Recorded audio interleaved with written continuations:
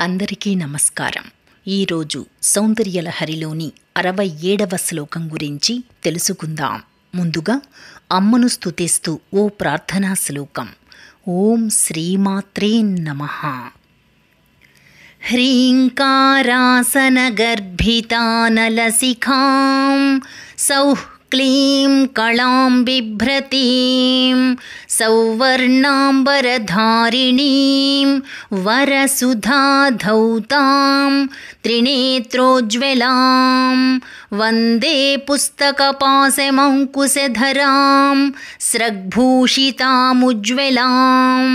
త్వాం గౌరీం త్రిపురాం పరాత్పరకళాం శ్రీచక్రసంచారిణీ.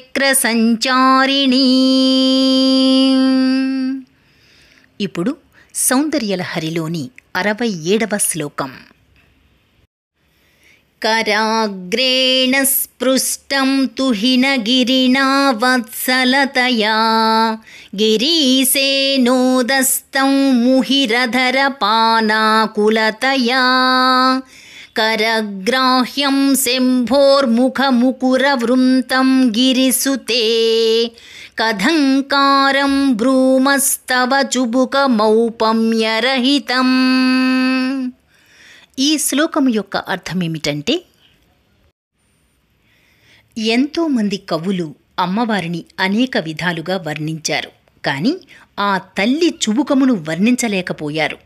అమ్మా, నీ తండ్రి హిమవంతుడు నిన్ను ఎంతో ప్రేమగా నీ చుబుకమును పైకెత్తి నీ ముఖమును దర్శించాడు. ఈశ్వరుడు కూడా నీ అధరామృతమును గ్రోలుటకు నీ చుబుకమును పైకెత్తినాడు.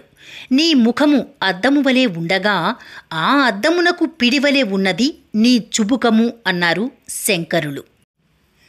హిమవంతుని కుమార్తె అయిన హైమవతి నీ తండ్రి అయిన హిమవంతునిచే అమిత వాత్సల్యముతో మునివ్రేళ్లతో పైకి పుణకబడినది, నీ భర్త అయిన శివుని చేత మాటిమాటికి పైకెత్తబడినది అయిన సాటిలేని నీ ముఖమనే అద్దానికి పిడి వంటిది అయిన నీ చుబుకాన్ని పూజిస్తాను. రేపు 68వ శ్లోకం గురించి తెలుసుకుందాం. ఓం శ్రీమాత్రే నమః.